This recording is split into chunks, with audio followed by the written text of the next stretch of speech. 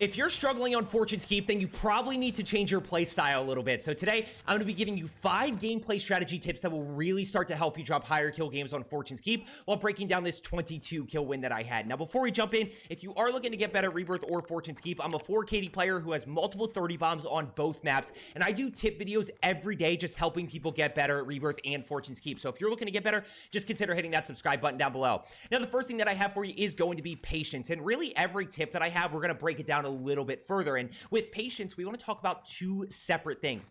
The first is going to be patience upon the approach. Now, because there's so many different ways to finesse and there's so many different areas of this map, we really want to be patient upon that approach, similar to how we are in Rebirth. Basically get a clean kill, and then based on where those teammates are, we can figure out what our next move is and kind of where we need to go next. So I'm always trying to be patient upon the approach. The second is going to be trigger discipline. You know, this map is a very unique map in the sense there's a lot of open areas. There's also a lot of cover and a lot of finesse ability. So there are times where we have to have patience and have trigger discipline and wait for that enemy to get a little bit more out in the open so that we're able to get that easy kill. And we're actually going to see that in a second here. Now, the second thing is going to be the range of our fights. Rebirth is a lot of close range, and then you have some long range mixed in, whereas Fortune's Keep is a good mix of both. And I would say, depending on where you're fighting, you're definitely in situations where it's more long-range fights than close range, right? If you're in Grotto or somewhere in that area, generally it's more long-range, whereas if you're in town, it's a lot more close-range fights. So we're going to go ahead and push over here. The last thing that I want to talk about is cover, and actually we'll circle back. Notice the trigger patience. Let him get a little bit more out in the open. Not much he can really do. I get that information. I get a clean kill, and now I can figure out what my next move is. So he clusters me. We're going to go ahead and push all the way around. Now, the third thing is going to be cover, and we're going to see that come into play here in a second. Cover is crucial. Understanding where your cover is at all times. Where can you go if you need to heal up, replate, and reload, and why cover is so important is going back to point number 2, which is our range, right? Understanding that if you're in Grotto, you can get shot by a team that's sitting in that tower. So you have to understand where your cover is, because at any point in time, you can get third-partied from a team at long range and need to kind of finesse and find a cover spot to heal up. Watch how I play my cover. We're going to play rock. We're going to play left side. Don't really see anything just yet. We're going to play right side. Don't really see anything. Now we're going to go ahead and take advantage of that kill right there. We get the down. Can't really see him, but I'm not going to push up because I know that there's other enemies floating around. So we're just going to go ahead and precision that. I end up being able to see him, and I notice that one is down the hill. Now let's talk about tip number 4, which is going to be repositioning, right? Tip 1 is going to be patience. Tip number 2 is going to be range. Tip 3 is cover. Tip number 4 is going to be repositioning. Now, let's talk about repositioning at long range versus close range.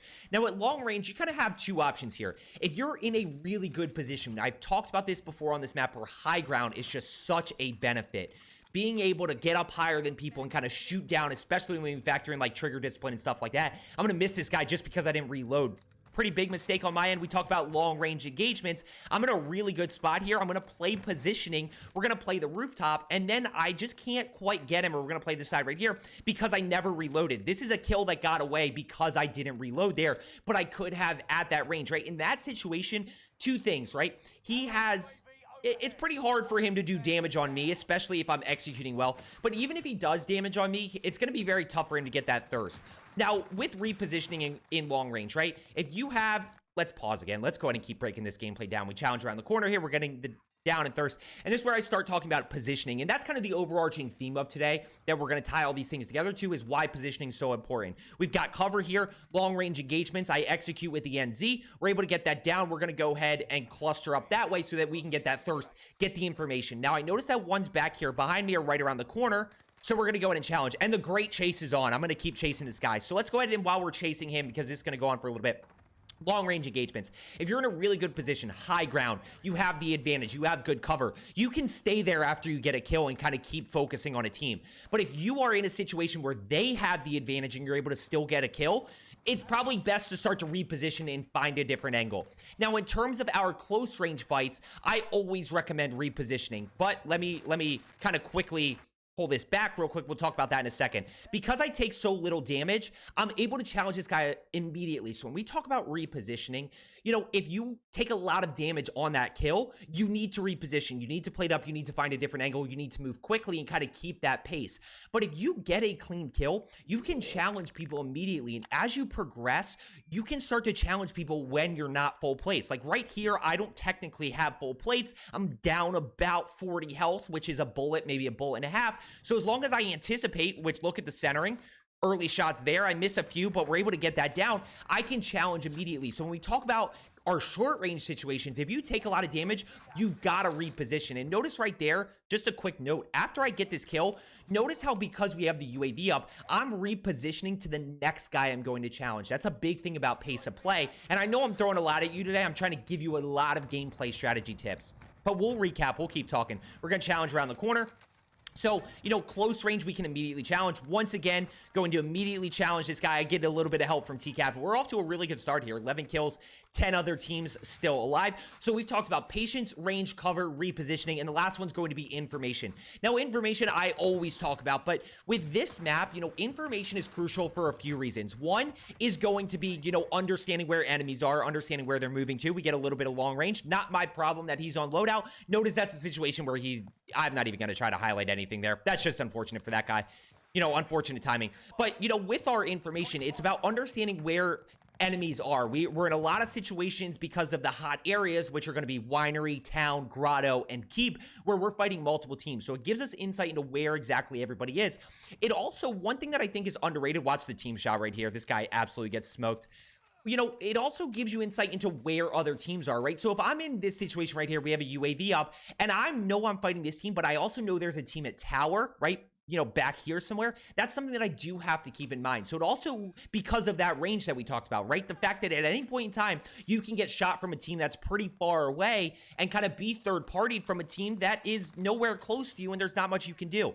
So that's kind of where we see everything tie together, right? Patience, range, cover, repositioning, and information, really using that to our advantage. We're going to tag this guy right here. We're going to get the down. We're going to get the thirst. We're going to keep seeing how those things play into effect. Now, we are in duo trios here, by the way, so we're going to be playing together a lot. I'm going to tag him or get his right side. We're going to challenge this guy together. This guy's a really, really good player. So we're able to kind of get him out. He's actually he's not the one there. I am going to go down here in a little bit just because of, I get caught with some information in between, which we'll talk about. This is just kind of finesse ability, and, you know, that is a little bit of skill gap right there, using that stim to my advantage. I love stims. You know, I love Serpentine. I love Quick Fix. I think I run Serpentine. Yeah, Serpentine on Fortune's Keep. I run Quick Fix on Rebirth just because of, you know, Serpentine helps you when you're caught out in the open and makes you a little bit harder to actually go down. 15 kills, 10 other teams.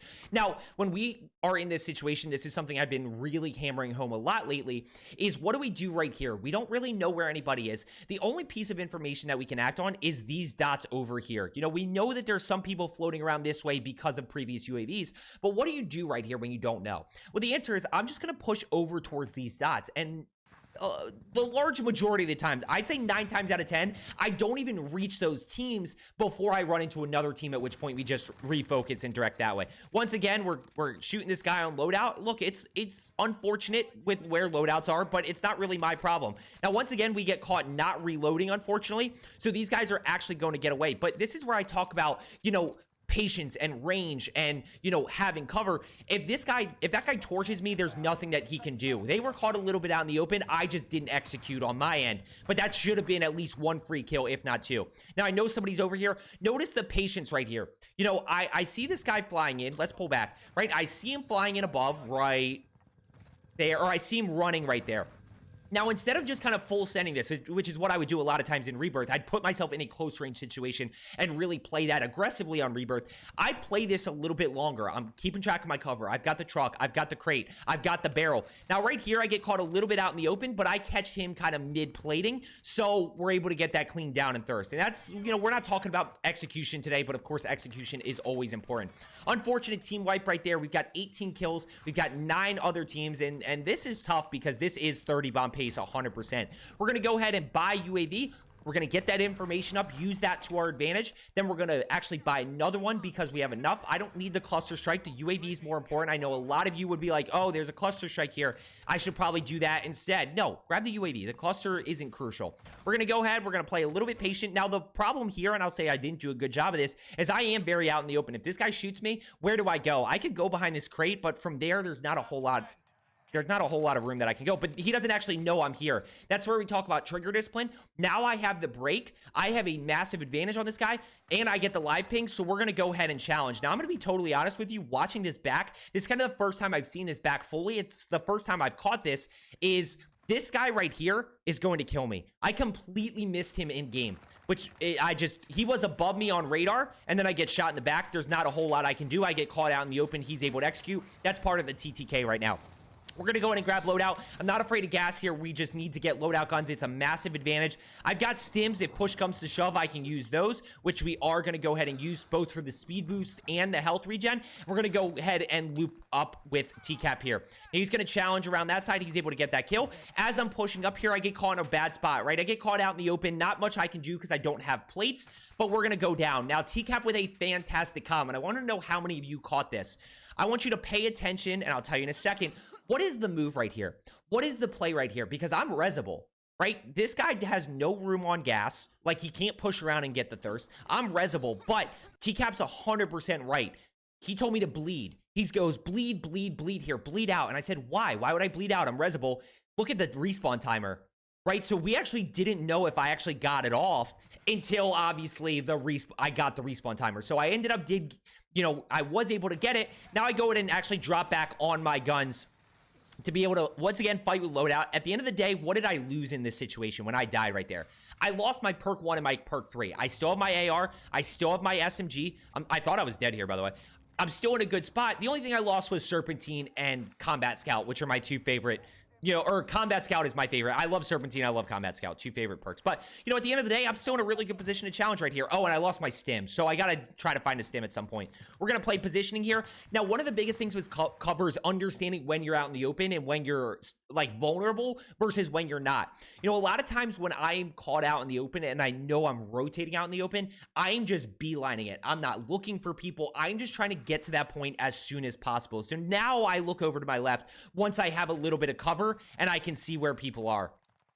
We're going to go ahead and take a little bit of a longer route to keep playing cover, keep playing high ground. We're able to challenge this guy. We hit all shots. That's long range. He's caught out in the open, right? Even though he has good positioning, that's a great example of not necessarily knowing where your cover is. One thing I want to highlight there is when you are on these rooftops, two things. Keep moving to avoid being sniped, right? You want to make it as hard as possible for somebody to hit a headshot. If you're just standing still, it's going to be really easy. And the second thing is always be ready to jump off. Always be ready to get down. Right? Always be ready to get down. Right there, I was able to get down. We're able to go ahead, pull back. I actually think I go buy plates here, which should be the move. Don't be afraid to buy plates. Only time I would say, especially for my aggressive players, if you have $6,000 and you have no extra plates, but you're full plates, buy a UAV. Because at the end of the day, you should feel confident enough to challenge and win a gunfight with anticipation, aim, and movement. But if you have no extra plates, definitely go ahead and buy plates because it's just, you're at a massive disadvantage if you don't. So once again, playing positioning, I'm trying to get this guy to commit. We're going to catch him out in the open. We just missed shots right there. Then we have a little bit of an advantage, right? Because he's not really full plates. TCAP's able to challenge from that side. And we were playing a little bit more strategic here because we were in duo trios.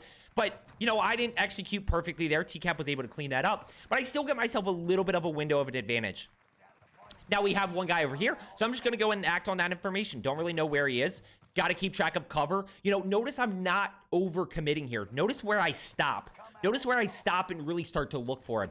I stop at this corner right here where if I get shot, I can easily just go peek back and I'm in a good spot to go ahead and replate and get back in the fight. Now, trying to see where he is. Don't really hear him just yet. We're going to anticipate. Notice the centering. Once again, one thing I've really been trying to hammer home lately with a lot of people is centering crosshairs higher. My crosshairs definitely need to be up a little bit higher. It's really tough to do. We're going to challenge here. Massive advantage there, even though he's, yeah, TCAP's going to get him. Even though that guy's running and he's getting away, I still have a massive advantage there. So we're going to go in and chase and just try to keep putting shots on him as much as possible to then be able to get that down.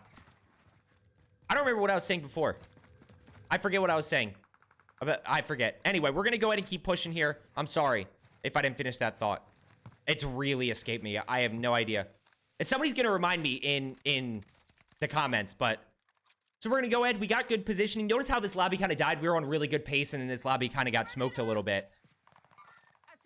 Don't really see anything. We see one up top there. We're able to hit shots. We get the down. We get the team wipe. No way to know that's the last guy. We got 21. We've got 2 other teams still alive. We've got 3 other enemies. We see one right down here. Watch the trigger discipline. Once again, I talk about it and I highlight it. Oh, that's what I don't remember what I was talking about. Just kidding. I thought I did. Notice we let him get a little bit more, and we see him, and we just kind of wait. Keep going. Now he pushes over, and that guy just has no chance to go anywhere.